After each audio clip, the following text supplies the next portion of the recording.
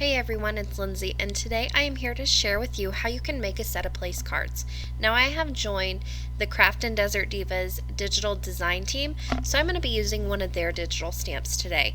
And because there is a little bit more involved, I'm going to start out in Photoshop Elements and show you exactly what I did.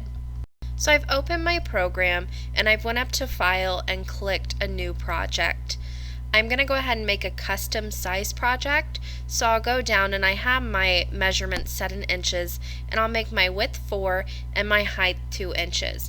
I'm going to go ahead and name my images also, or my little project, just so I can keep the two straight. I'll name it Placecards, click OK, and I've got my open project ready to go. Now I need to go ahead and place my digital stamp on my image or my new project. So I go up to File and the drop down menu and click Place. I have my little image selected there, click the Open button, and then I can bring this in and resize this. Now when you start to resize, you'll notice that it moves both the left side and also the top side. You want to go ahead and click your tool options, click that little constrain proportions box, make sure your little check mark is in there, and that will make sure that your image stays proportional to how it was originally intended to be, and you won't end up with a wonky, misshapen image. So I'm just going to go ahead and reshape this. I'll make it a little bit larger, and I want to keep it on the left hand side so I have room to put names on my place card on the right hand side. Once I'm happy with it, I can go ahead and right click on the background layer, click flatten image, and this is ready to go. Because I'm making a lot of place cards, I want to just load up an entire piece of paper. So I'm opening a new project the same way I did the last one, only this size I'm going to make a complete 8.5 by 11 sheet. That's going to be my project size. I've named that Place Cards Printable, so I know this is what I want to print. So this is just a blank file right now, but I need to go down to my photo bin, find my little place card that I've already made, and drag that up onto my new project. On your right hand side in your little layers box, you want to find your place cards layer, right click on it, and simplify your layer. That's going to allow you to come over to the edit tab, and there's a stroke outline selection. Make sure that you have the place card selected, and then you can make your little outline color black. I have mine at 2 pixels. I click OK, and then this is just going to allow me to cut out my place card once I print it off. This is just my border, so I know where to cut. Now I want to fill up this entire paper with place cards, so I'm just going to keep duplicating layers here. In order to do that, I just right click on one of the layers in the right hand tab, and then that brings up a drop down menu. I click duplicate layer, and then that will bring up that little box. You click OK, and then you can move your layer down a slot. Now here you can see I have the entire 8.5 by 11 sheet filled up with place cards, and then to center these, I just want to make sure the top one is selected, Control Shift on my keyboard, click the very bottom layer, and then I can move these with my arrow keys and make sure that these are centered on the paper. Once I'm happy, I can click that background layer, right click it, and then flatten your image, and this is ready to go. Now if you have pretty handwriting and you just want to print these out and write the person's name on the place card, that's awesome. My handwriting is pretty terrible, so I'm going to type the names on these cards. On the left hand side there is a little T, that's your text tool. Click on it, and then that will bring up your tool options at the bottom for your text. I wanted my color to be black. I'm going to go ahead and make the size a little bit smaller, and then I'll just type the name on there. I'm using my name here, and once I'm happy with it, I can either click the green arrow, or you can highlight your text and you can go back and change it to a different font. You can change up the color, the size, whatever you want to do. Here you can see I'm kind of playing with fonts just to see if I want to do something different. I tried this one, and then you can go and move it around, enlarge the names, make them bigger so they fill up more space on your place cards, and then once you're happy you can click apply. However, I'm kind of simple. I didn't like this font, so I'm just going to go back to my regular Arial font. When I'm happy with it, click that green arrow, and then I want to place this right in the center on the right hand side. I don't want it to overlap the stamp at all, so I'll just keep moving it around and playing with the size and the placement until I'm happy with it. Once I feel like I have it in the right place, I can click that green arrow, and then I can move on to my next place card and type in the name there. Now I'll just do this one more time. Click that little text tool on the left hand side. I'll type another name in, click the green arrow, and then just position it right on the place card. And once I'm happy with that, I can move on to the next one. Now once I have all my names in there, you're going to have quite a few text layers on your Layers tab on the right hand side. So you want to click on your background and flatten that image before you print it or try and save it. This just saves you a little bit of space on your hard drive, and it also allows you to save it as a JPEG. So here you can see I've got everything flattened out, and you can either file, save as. I'm just going to go ahead and file, print these out, ready to go. You'll have to give my computer a little bit of time to pull up the print tab. I was running quite a few programs on my computer at this time, so it's a little slow. But once it pulls it up, you'll see I'm using my laser printer to print these out because I'll be coloring them in with alcohol markers. You want to make sure that you have the actual size selected for your print size, and that you also have your paper size to the correct size as well. Then you can go ahead and print those out. And then I went and trimmed these out with my paper trimmer as well, just to save a little bit of time. Now for my video today, I'm just going to be doing 2 of these place cards. I'll do the one with my name, and I will also do a blank one. Now to start with, I needed to get some color on these digital stamps, and I'm just using my alcohol markers. I use Dick Blick Studio brush markers. If you're new to my video, I will leave a link in the right hand corner of a review I did on these markers if you want to check that out. But here you can see I'm just quickly coloring these in, and I really sped this up because this is more about finishing the cards off than actual coloring on these digital stamps. I went ahead and made sure that I carried quite a few colors across the card, and I made sure that these were more traditional fall colors as well. So I used browns, reds, oranges. I did use a dark blue for his little overalls, and I also used some ivories to color in that fence so it wasn't stark white.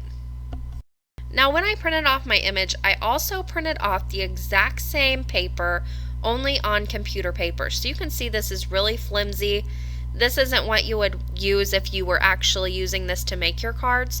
However, I want to create a mask for these little stamps. So I'm just going to trim one out very quickly and fussy cut this out. I'm using my fine detail scissors to do this, and whenever I do this, I make sure to mostly move my paper instead of my scissors. And also, if it's a straight line, I try and just take my scissors out and cut that straight line, and that helps me fussy cut these relatively quickly. I also didn't take the time to do every little nook and cranny on this, and I'll show you how I fixed that in the end. So in order to make these sticky and a mask, I'm going to use rubber cement. This is just from the kids section of your local grocery store, craft store, and I used the brush that's in there, and I put a very thin layer on the back of this computer paper image that I fussy cut out. Once I have a little thin layer on, I want to quickly flip this over and place it over the top of my colored digital stamp that I want to mask off. Now you want to work a little quickly here because this rubber cement dries very fast, especially with such a thin layer. You're going to get maybe 30 seconds adjusting time, if that. Once I was happy with my placement and I set that aside to dry, again, it takes a minute maybe for this to completely dry and set on your paper. I took just a piece of white cardstock and cut a little hill that I'll use as a mask, and then I'm just going to ink blend on a sky and a ground as well with some Salty Ocean Distress ink, some Mowed Lawn Distress ink, and my ink blending tools. When you are applying this distress ink, this mask sticks very well, so you really don't have to worry about it moving around on you. You do want to go ahead and hold your utensil or your little mini ink blending tool at an angle so you don't get any very harsh lines from it. And you also want to have a little blotting paper off to your side so you can blot off all your extra ink before you take your ink tool to your paper. Now once I had my sky blended on, I took the top part, I lined that up, and then ink blended on a little ground.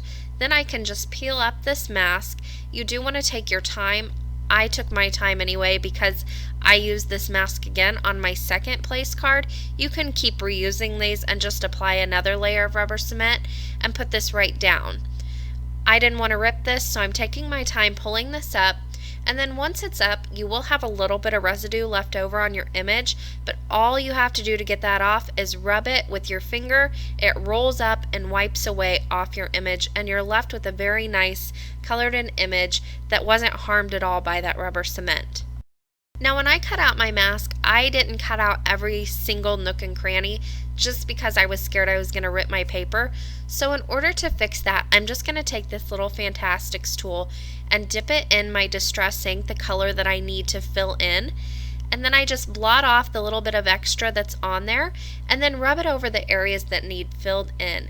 This is just enough color to where you don't see it on any of your coloring. However, it fills in those stark white areas, and this is just a great way to kind of fake it. With Distress ink, you also have a little bit of playtime with these, so you can move them around a little bit more. And you can also see I filled in that little bit of white area I had between my ground and my sky. Now to put these place cards together, I attached some double-sided adhesive to the back of each colored panel, and then I just will peel off the backing paper, and I'm going to attach these to a white place card that I made. This is simply a 4x4 sheet of white cardstock that I have folded in half, and that makes up my place card.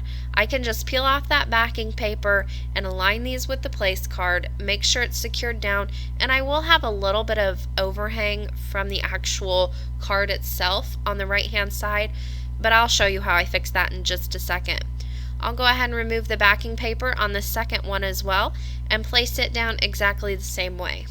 You could see too, once I had my double-sided adhesive down on the back of these panels, I used my bone folder to really give these a good press down, and that helps make my backing paper a little bit easier to remove. Now because the one I'm working on I've already typed the name on, once I place this down onto the card itself and trim off that little extra on the right hand side, it's ready to go because it has the name already typed on it. So all I have to do is take my long blade scissors and just trim off that little excess, and it's completely done. I'll go ahead and trim the excess off on this one. However, if you want to, you can do like I'm doing here and write the name on it. Of course, yours will look better. My handwriting is terrible. But you can also take these and write a little note on the inside too. So on mine, I'm just going to write in simply, "Thanks for coming, XOX," and that leaves a little message inside these as well. But that finishes off today's project. I hope you guys enjoyed it, and I hope you too will make a set of place cards for your guests. As always, I will leave you guys with just a close-up of this project and a few pictures.